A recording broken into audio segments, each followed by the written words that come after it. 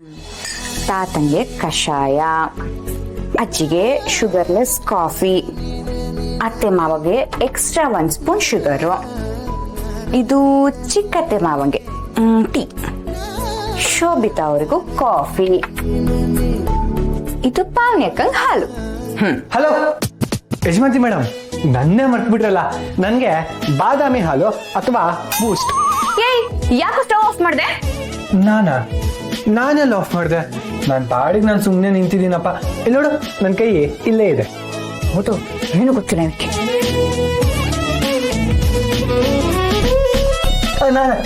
ನಾನು ಹಾಕ್ತೀನಿ. ಏಯ್, ಅದು ಶುಗರ್ಲೆಸ್ ಕಣೋ, ಪಾನ್ ಕಮ್ಮಡ್ಗಿಲ್ಲ, ಎಲ್ಲ ನಿನ್ನೆ ಹಾಳಾಗೋಯ್ತು. ನಾನು ಇರೋದೇ ಹಾಳು ಮಾಡಕ್ತಾನೆ. ಅಂದ್ರೆ ನಾನು ಇರೋದೇ ಹಾಳಾಗಿರೋದನ್ನ ಸವಿ ಮಾಡಕ್ತಾನೆ ಅಂದೆ. ಇವತ್ತೆಲ್ರಿಗೂ ಏನೇನ್ ಬೇಕೋ ನಾನು ರೆಡಿ ಮಾಡ್ಕೊಳ್ತೀನಿ. ಹೊರಗಡೆ ನಾನು ರಂಗೋಲಿನ ಹಾಳು ಮಾಡ್ದೆ, ಇಲ್ಲಿ ಶುಗರ್ಲೆಸ್ ಟೀನ ಶುಗರ್ ಹಾಕಿ ಪಾನ್ಕ ಮಾಡ್ದೆ. ಇನ್ನು ಏನಪ್ಪ ಮಾಡ್ಬೇಕು ಅಂತ ಅನ್ಕೊಂಡಿದ್ಯಾ? ಸುಮ್ನೆ ಇಲ್ಲಿಂದ ಹೋದ್ರೆ ಸರಿ, ಇಲ್ಲ ಅಂದ್ರೆ ನಿನ್ನ ಸೌಟ್ ತಗೊಂಡು ಚಚ್ಬಿಡ್ತೀನಿ.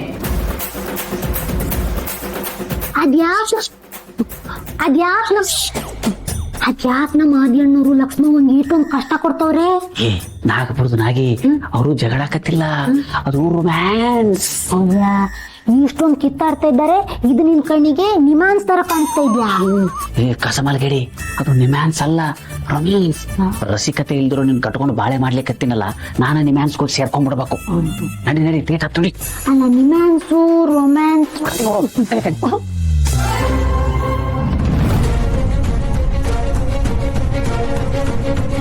ಪಾವನಿ ಬಾಯ್ಲಿ, ಈ ಬ್ಲೌಸು ಯಾಕೋ ಹಿಡ್ದಾಗ ಆಗ್ತಾ ಇದೆ, ಒಂಚೂರು ಬಿಚ್ಕೊಡ. ಅಲ್ಲೇನ್ ನೋಡ್ತಿದ್ಯಾ?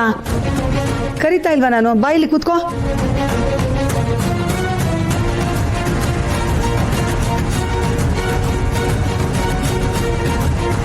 ಪಾವನಿ, ಅಲ್ಲಿ ಇಲ್ಲಿ ಏನ್ ನೋಡ್ತಿದ್ಯಾ? ಇದ್ರ ಕಡೆ ಗಮನ ಕೊಡು. ಕೊಡಿ ಯಜಮಾಂತಿ ಮೇಡಮ್, ಇವತ್ತೆಲ್ರಿಗೂ ನಾನ್ ಸರ್ವ್ ಮಾಡ್ತೀನಿ. ಪಾ ಸ್ವಾಮಿ, ನೀನ್ ಇಷ್ಟೊತ್ತು ಮಾಡಿರೋದೆ ಸಾಕು, ಸುಮ್ನೆ ಕೈ ಬಿಡು. ಬಿಡಿ ಮೇಡಮ್.